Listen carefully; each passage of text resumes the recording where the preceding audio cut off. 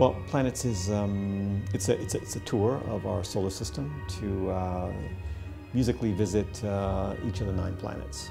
Yeah, it was very much inspired by Holst, very much inspired by the fact that we are about 100 years after the debut of his score, and that in this time, humanity has gathered so much more information about each of the planets, space, the cosmos, and I thought that in this day and time, it makes more sense than to try to copy Holst and his template for what he did, but to take the idea and to get more intricate in the information about each one of the planets, the physical aspect of each planet, and to try to make that translation into how we hear sound and music.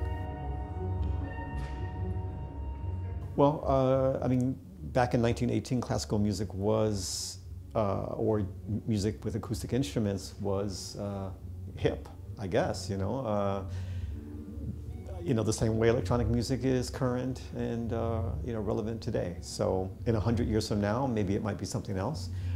I think that electronic music addresses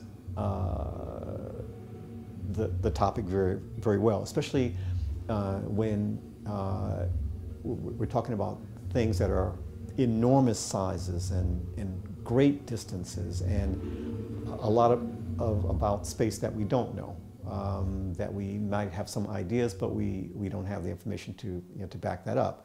So theories and hypotheses, and so the sound of analog machines dealing with frequencies and textures and sounds that only electronic instruments can produce. Well, to translate the scientific data into what we hear, I had to come up with some type of language, something that was logical, at least to me, and that also I could explain. Taking the main aspects of what we know about planets, its size, its diameter, its mass, its density, the physical makeup of the planet, whether it's covered with gas or it's a rock planet, how the sun is affecting each one of these planets, the distance in between, how many moons, and things like that. I translated that into how we listen to music and how we perceive time and when we're listening to it. For instance, the planet of Saturn, for instance.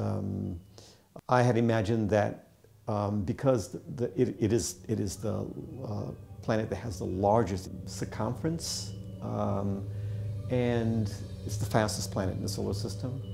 The planet itself is covered with gas, so we have yet to see the surface of Saturn. And its makeup of the rings are of different elements, rocks and ice and dust and things like that. We need to experience Saturn in this project as much as being surrounded by the rings as possible. So in the performance and also the recording, we had musicians go out into the audience to surround the listeners so that they would play in sequence to create these various rings that surround them in the main planet.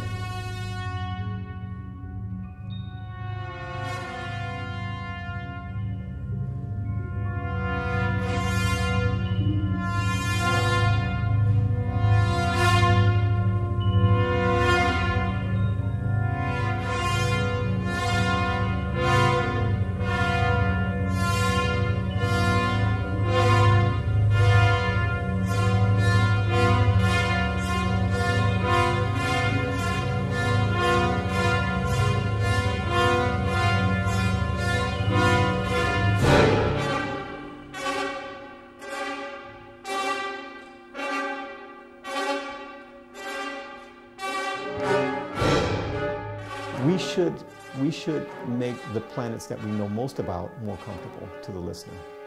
And then the planets that we know very little of, like Pluto, for instance, at the time when we were writing the score, should be, or should feel to the listener more distant, more unusual. We had planned to do that, but just before we had debuted it, NASA had found out information about Pluto. It had found that it had got images back and seen that it had water, had ice. So we changed the score at the last minute so that it would sound closer to Earth and closer to Mars.